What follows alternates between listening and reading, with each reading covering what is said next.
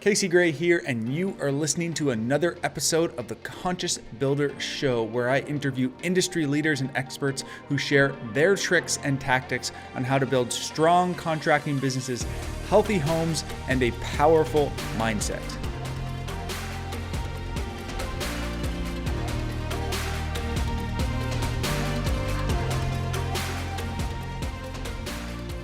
Today, I am speaking with Matt DiBara. As a fourth-generation Mason, Matt took over a very successful company and made it even more successful in the Los Angeles area.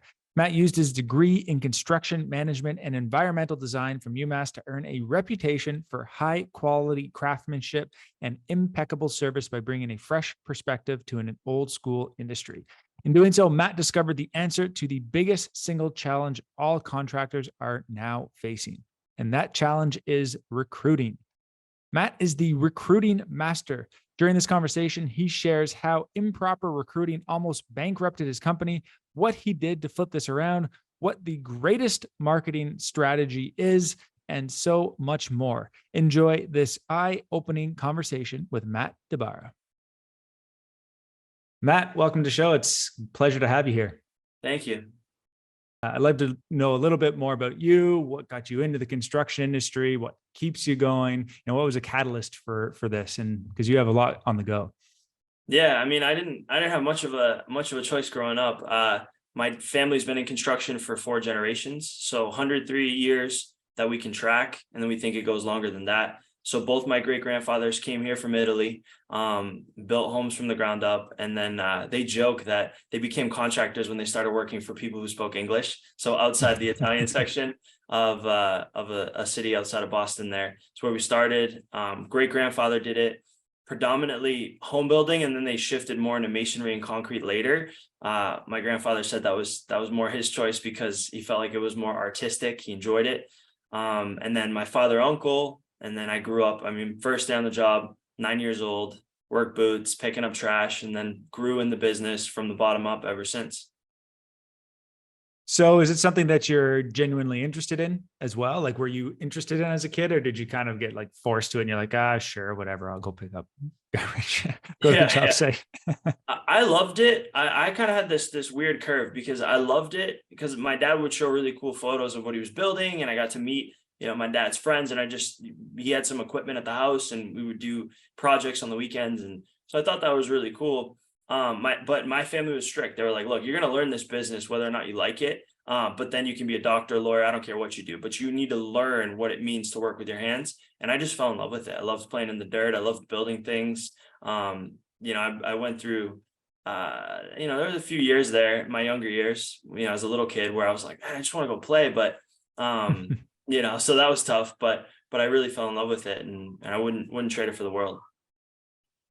So now, are you still kind of involved? Is that still a family business, what you're doing right now, or is that your own business on the construction side? So the DiBara Masonry.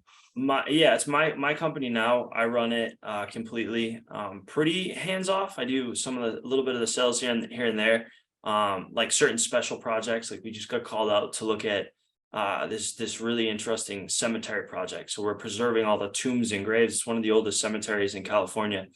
So like there's certain projects like that I'll get involved in, but kind of selfishly because I enjoy it. So I was like, yeah, I'll take this one. Pretty hands off. I got a great team. I'm very fortunate in that regard.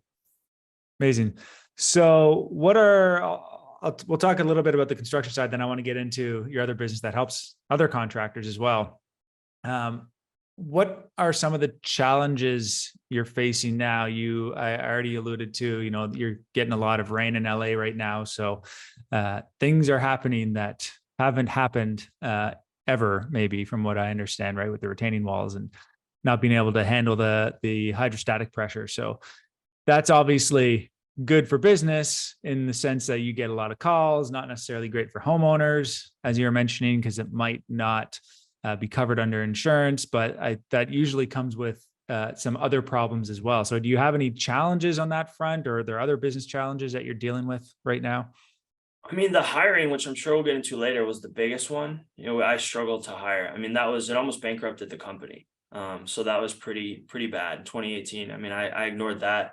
That was a 3-year journey. So that was pretty tough. the hiring side. We ended up figuring it out, obviously, but the hiring was big. And then one of the other things now is looking at modernizing the company is a big one for me, and that's always a challenge because I find it's when you're doing this right, it should be difficult because on one end you have shiny object syndrome, which means every new thing that comes into the construction space, if you jump on that, then you're not sticking to some of the things. Like we have a limited amount of bandwidth, and at the same time, I sat with my dad at 9 years old when the only marketing decision he made was the yellow pages. We'd meet with somebody, every 6 months, and it would be like, Mr. DiBara, you want a full page or a half page ad? Business is slow, maybe you get a full, like that was it. And so it's this balance for me. What I think is the biggest struggle for us is the balance between how do you innovate and how do you make sure that you're focusing on that type of innovation, but at the same time, how do you ensure that you're not just having shiny object syndrome, or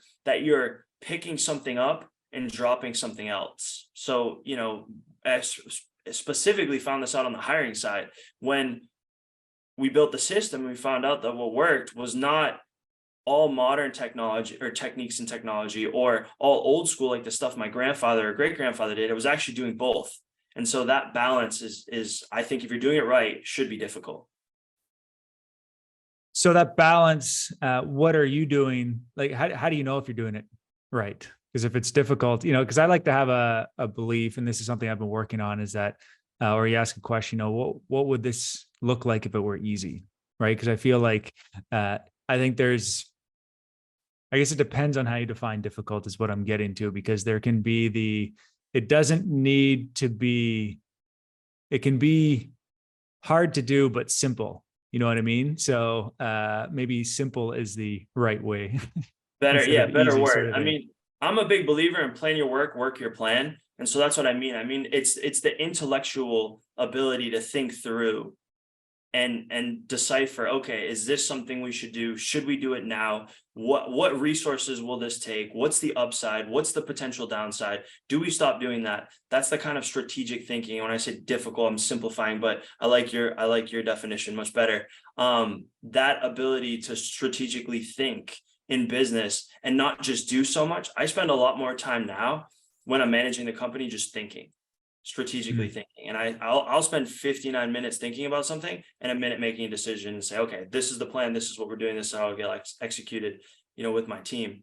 And I think that's the skill set that is, it's the reason I said difficult is because it's so counterintuitive, because what you typically grows a business is the doing, right? You start a company and you're doing everything. And it's like, I got to do this. I got to do that. It's all about output because you're the bottleneck and you're limited, typically financially and otherwise. So, and then when you grow the company, you shift into a place where strategic thinking, it's the opposite of doing now. It's looking at data, it's analyzing patterns and trends, it's being able to understand resources, upside, downside, risk. And so I think for many contractors out there, that's the difficult part. And that's what I mean. Like if you're making decisions and it's simple and it's just really, really the first glance at a decision, usually my gut decision, quick one, versus when I set aside time and think, are not usually the same decision, almost always. Do you have any examples that you could share where you maybe made a quick decision and then after you realized, you know what, if I would have thought about this more? So it's like that 20/20 hindsight. Right? Yeah, yeah. I mean, we've done it with projects. So we've done it with certain relationships and projects is a good example. So, project comes in, salesperson, hey, I got this referral. It's this type of work. It's X amount of dollars. It's X amount of margin. Great. Let's do it. And then I do a thing where I schedule thinking time. So I actually literally sit down and I think, and I do this for an hour to 2 hours.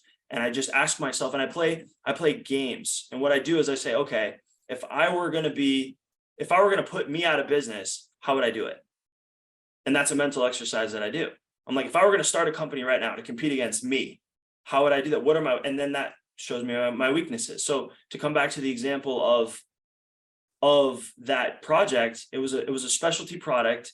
And I thought to myself, well, what could be the worst thing that happens? And I started to think through that. And I was like, well, you have this issue with materials. Okay, let me look at, I only have 2 crews that can do this. Let me look at the schedule and make sure they have availability. Oh, wait a minute. They're scheduled out on these other 3 projects. This would be really difficult to schedule. It would almost have to, it's like threading a needle. It would have to fit in this 2-month time span. And if either project starts early or is delayed, it won't work. So that's an example of where it's like that quick decision of, well, obviously revenue and great profit margin, right? But that's a theory, right? My sales member showed me on paper what we should make, but that's a theory. It's not real. So running through that exercise, I was like, actually, the risks relative to all the work that we're closing that my team knows how to do, that we have. So I thought through a plan on how I could manage that relationship. I actually found a contractor that could do that type of work, partnered with them on the project, managed the introduction, and made sure that they didn't take the relationship, because that was what I was worried about. I was worried about them coming in, doing the work, and then taking the millions of dollars worth of work we were already doing for this client. And so because I controlled it, I had no downside risk, solved the problem, didn't stress the team. And that's just one example of like let's do this. Wait, let me think about it. Right. Yeah. So you kind of said yes and figure out later. That's it. That's another mentor of mine. One of the things or a group that I'm in, Mastermind, one of their mantras is say yes and figure out later, which can get you into trouble. But at the same time, it kind of forces you to step your game up as well, right? If you're not willing to take that risk and actually say yes to something you're not 100% sure about. So all sorts of different ways to think about it too. So the way you're thinking is obviously going back to the modernization of the business. Is that what you mean by it, right? You had mentioned that you want to modernize the business. So are you just trying to make sure that you're incorporating all of these different strategies and technology into your business without causing more problems? Well, I look at a couple things, right? I look at friction. I look at where is there friction in the business. I look at capacity. So I look at the skill level of the person or the role in my company. And then I look at it on a daily, weekly, monthly basis, all the tasks that they're doing, and analyze that. And so we created, for example, this was pre-COVID. We had a virtual estimating process that we created well before things went virtual with COVID. And the reason for that was because we found that so many clients didn't know how to properly define terms in masonry and concrete. So a lot of homeowners were like, I have a brick wall, but it was actually concrete block, or I have a concrete wall, but it was actually brick, or, I want to repair, but then they want to rebuild it. And they didn't know the codes. And so we came up with this thing called the virtual consultation. And it allowed us to have one person do 4 calls an hour. So 15-minute calls versus driving all around the city. So the capacity went from roughly 6 in-person appointments that weren't super qualified, that we had somewhat of an idea of the project, but not a ton, to talking to 32 homeowners a day from the office and being able to give ballpark pricing, explain who we are as a company. And that's one example where I looked at, and that's a modernization, and that grew the business exponentially because we were able to hire still extremely technical consultants. We don't have a sales model, so we don't go out and sell things. We're actually paid to give estimates. And the reason for that is so that my consultants paid their time so they can give knowledge. So they can be like, hey, here's the 3 ways I would do this. Let us know what you think. We're happy to price this. But that's one example of the modernization. And so I'm looking for those things in the business as I continue to grow. Right. So you're charging for estimates, so to speak. So that initial consultation, but then you also take on the work as well, if they want you to. Correct. Well, we do it free over the phone. So we're like, okay, something free, no problem. Send us photos and we'll do it free. But if you want us to come out, we're happy to do that, but we're going to compensate our team's time so that they're not in a situation where they have to high pressure sell. Like they're compensated whether they sell you a $100,000 project or whether they sell you nothing. And they just give a bunch of knowledge and genuine feedback and then they leave. And so that model has served us really well because I have an exercise that I do where I call it the Venn diagram exercise, but basically I draw a Venn diagram. So 2 circles and overlap in the middle. And what I do is I put on 2 hats. One hat is my selfish hat. So with the sales side of things, I put on my hat and I said, okay, for DiBara Masonry, what are the selfish things that I want? Right. Then I went to the customer side and I put on their hat. And I said, I'm a homeowner. What are the things that I want? I want quick. I want easy. I'm sick. I don't want you coming out if you don't know the right project. If you're 3 times what I can afford, I don't want that. And I did that exercise and I drew lines where there was overlap and I could find, okay, I could give you this and this benefits me. And that's how we built the virtual consultation entire business model. Was we realized that, some people want it quickly. and they just pay the $97 or whatever it is. Some people want to wait and they do the photos and they get their numbers ahead of time. And so I look at business models through, how can I create a system where everybody wins? And if you take the time to do that, that's where the breakthroughs happen for me, at least. Yeah, it's a great way to approach this. I want to go back again. You mentioned that you almost went bankrupt because of, recruiting issues. Why was that? What was the issue that you were facing? Well, I joke now. It's funny now. It wasn't funny then. I joke now that I'm a recovering sales junkie. So, I thought it was like, to grow a business, you need marketing, you need leads. So I focused heavily, I got obsessed with that early on because I saw how the internet changed things. And I was like, wow, you can select service types and you can control your lead flow. Like my dad was like, we're mainly word of mouth. And, it was like, are we going to get a call today? Are we going to get 10? Are we going to get 0? I never loved that part of the business. And so I went from marketing to then sales, right? Which is making the marketing effective and efficient and closing projects. And so 2018 was different. I was so focused on selling. My team would bring in big contracts. We'd high five. We'd get all excited. And I wasn't paying attention to my management side of things. And when they were bringing up the hiring struggles. And so to make a very long story, painful story short, they brought me in a room and they had on a whiteboard all the names of clients who were canceling agreements. Then next to that, they had all the projects where we couldn't staff it effectively and they were going to overrun. And it was to the tune of about almost $1 million worth of money I was losing that day. Found out it was like you're driving a car 200 miles an hour towards a wall and you find this out, you're 6 feet from the wall and you're like, well, great. I know the wall's there now. I see it, but I can't slow down. So, and I just wasn't paying attention to the hiring stuff. And because we typically had a situation where I had 3 things. I had Indeed, Craigslist. We just post an ad. We'd hire 6, 8, 10 people quickly and easily. Or we knew smaller companies that usually weren't super busy. But that all changed in 2018. It was like everything we were doing, we went to that metaphorical well, if you will, to pull water, and there was nothing there. And I'm like, oh boy, this is a problem. And so that set a journey for the next 2 or 3 years to kind of figure out what works and really led to the creation of all these things. So then now what are you doing on the recruiting side? How are you hiring? You mentioned that you have a course to help show people how you do your recruitment as well. Can we walk through some of that? Yeah, absolutely. So, I ended up figuring out some things that worked. I studied, like you mentioned, masterminds, mentors, books, traveled the country, and I wasn't able to find a system, but I was able to find bits and pieces. And so I took the family lineage. What did my grandfather, great grandfather do that worked? What are people saying works in different industries? How does big tech do it? How do pharmaceutical companies do it? How do franchises do it? And so I looked at all these different things and I kind of pieced together what I thought would work. And then I spent a lot of money and time testing. And so we break it down into 4 key parts. You got to find them, you got to vet them, you got to hire them, and you got to retain them.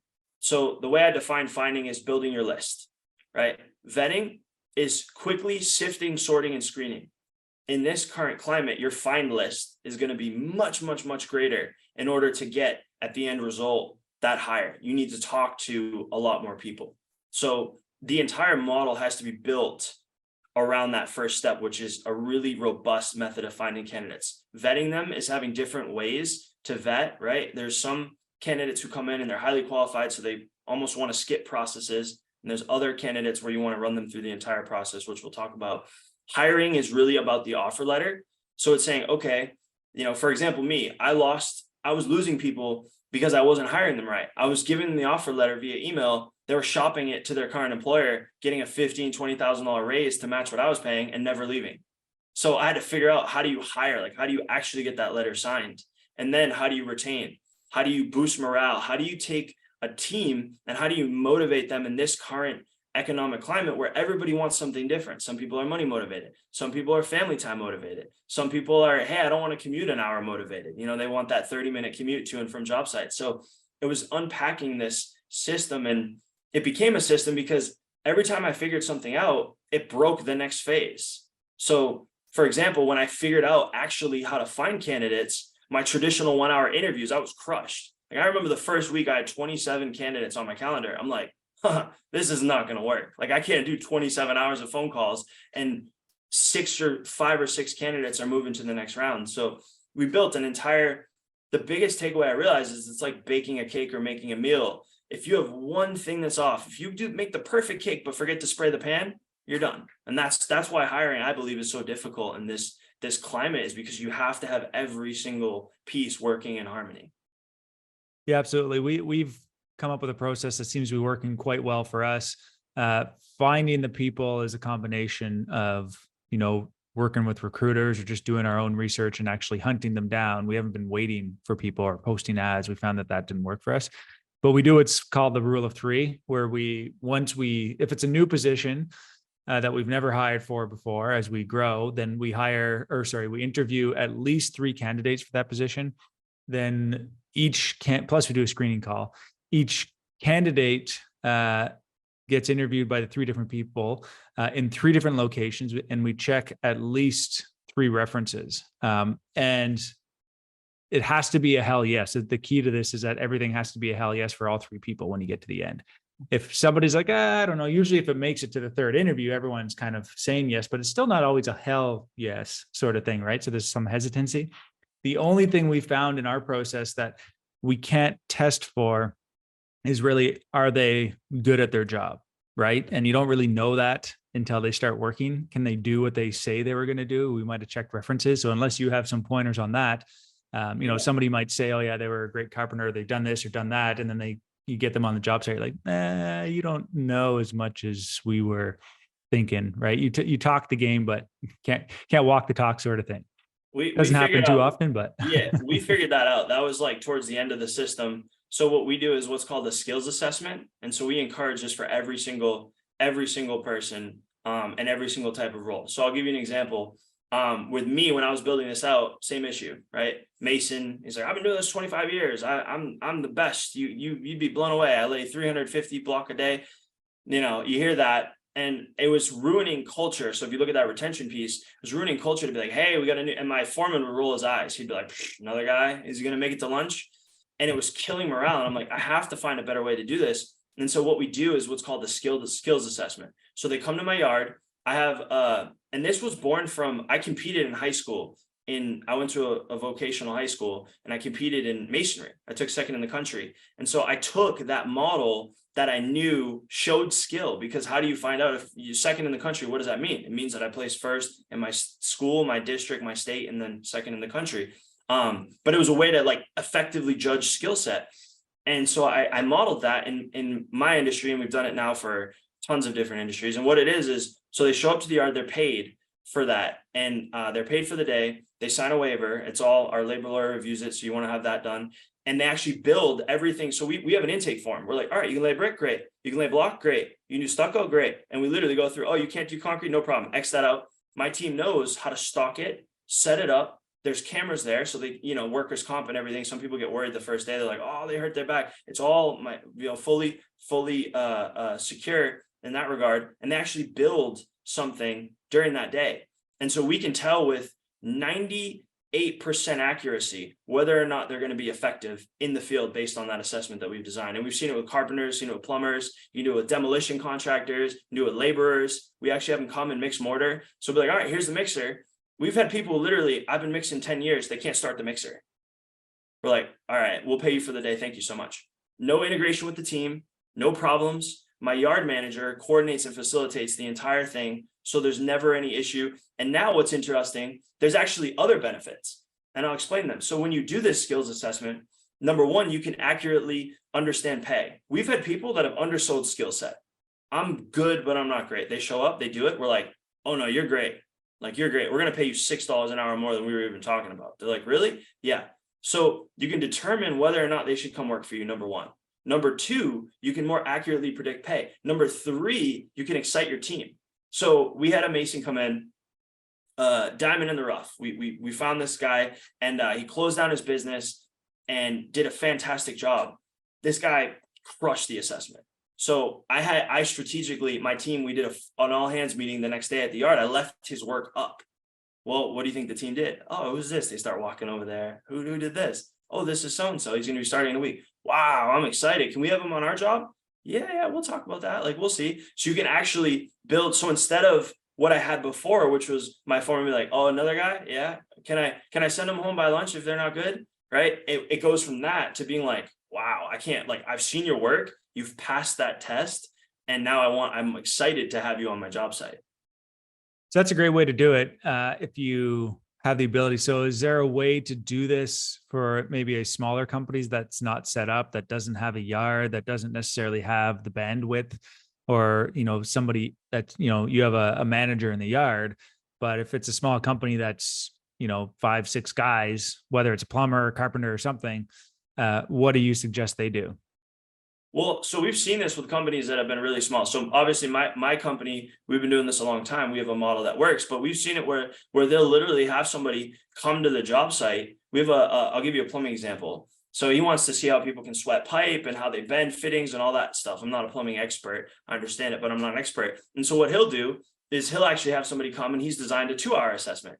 And so he'll have them come towards the end of a job. He's at the job, and from 3 to 5 o'clock or 4 to 6, he'll have them meet at his truck, and he'll sit in his plumbing van and literally have this person work the tools and have them bring their own tools. So you can do this. I mean, we've had companies, we have a handyman that I know, a friend of mine. It's literally him by himself, and he's trying to do this with laborers.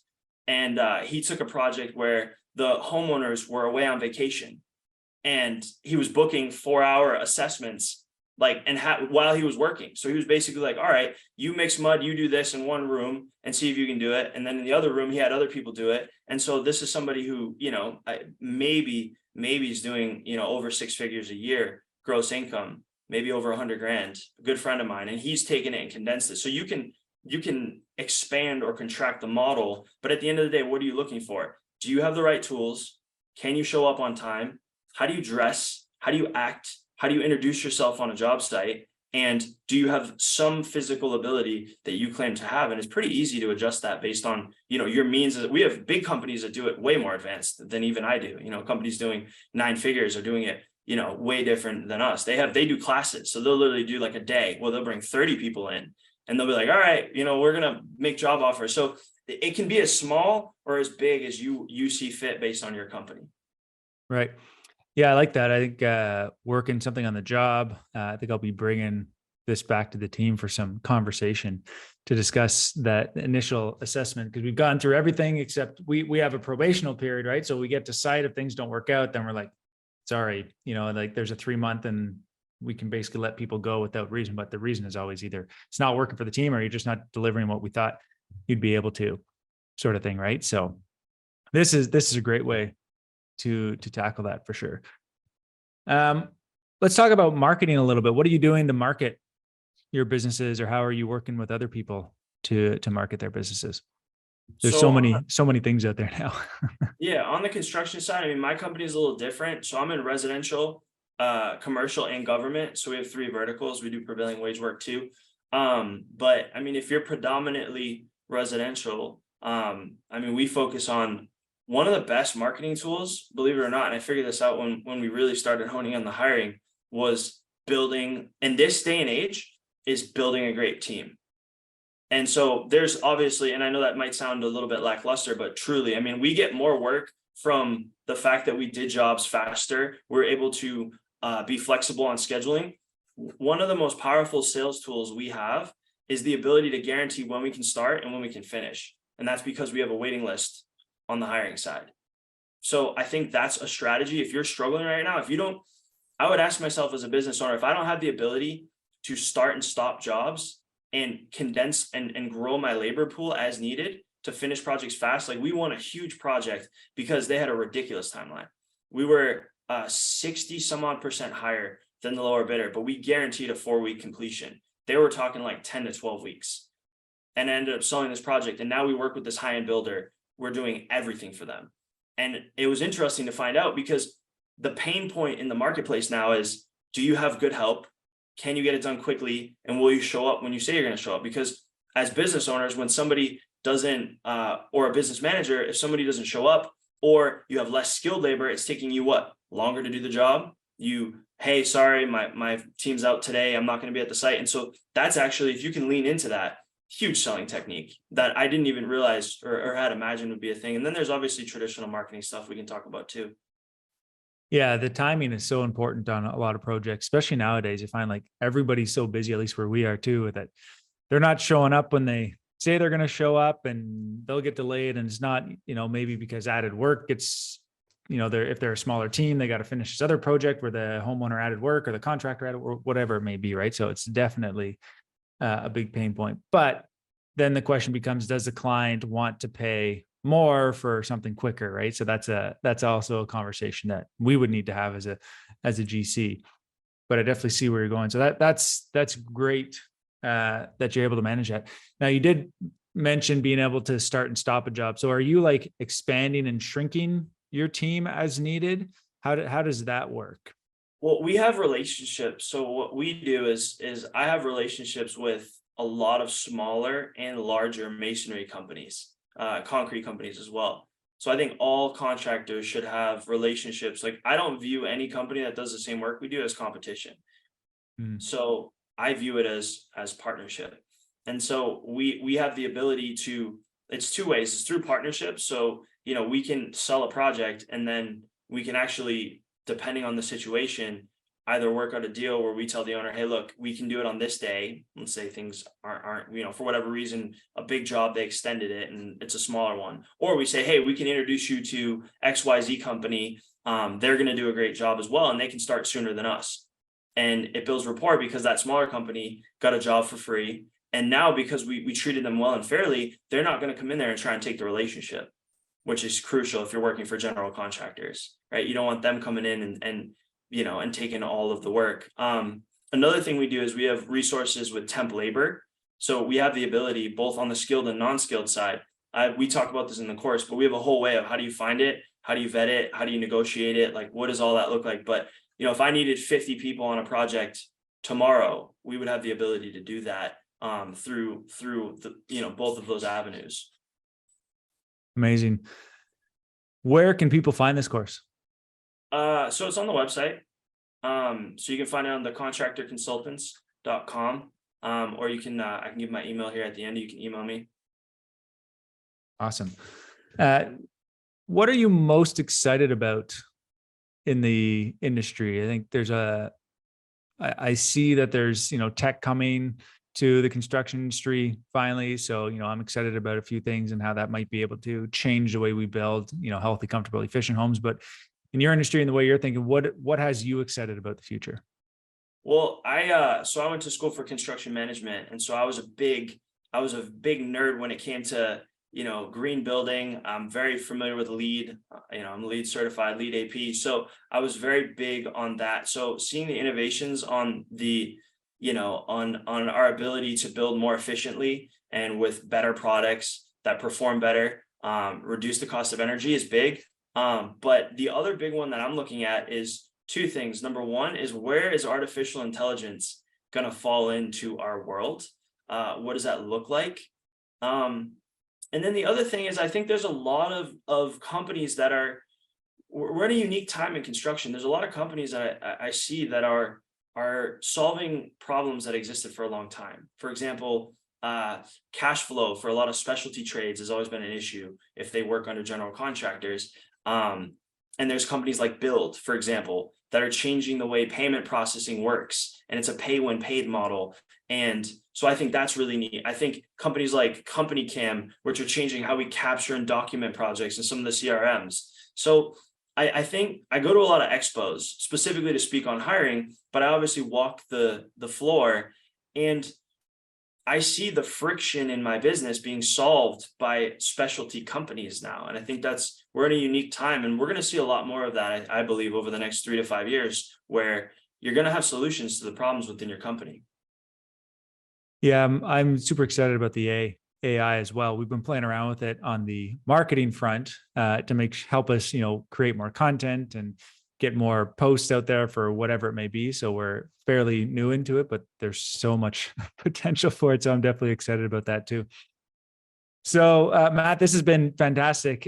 You have a ton of wisdom when it comes to building your team and how to, think differently, strategically, and work with others. So that's definitely unique. And I really appreciate you taking the time to come and chat and share all of that with us today. You didn't have to do that. So thank you so much. So what's the best way for people to get a hold of you, to get to do that course, where do they find you? Yeah, so the contractorconsultants.com, my team's there. I mean, we're big on the giving back side of things. I mean, if anybody's really struggling, we do coaching calls free, like no pitch, just straight. Hey, what are you struggling with? Like what we talked about for the skills assessment, we do that. We're like, oh, you're struggling to find, we have 37 different ways. Here's 3 that might, help you. So, my dad struggled hiring growing up. I never saw him, as when I was a kid, only if I wanted to work. So this is like a passion thing for me. So anything we can do to help, I really mean that. Amazing. Do you have kids? I do. I have a 1-year-old. Yeah. Yeah. Congrats. You're starting to see it as well now too. So that's fantastic. Matt, thanks again. Really appreciate you taking the time today. Thank you. Thanks for listening to this conversation with Matt DiBara. So glad you tuned in until the end. If you haven't noticed, we're putting more time into creating the Conscious Builder Academy. If you haven't signed up yet, head to consciousbuilderacademy.com and take a look at what we have already released. And until next time, I'm Casey Gray, and remember to live consciously.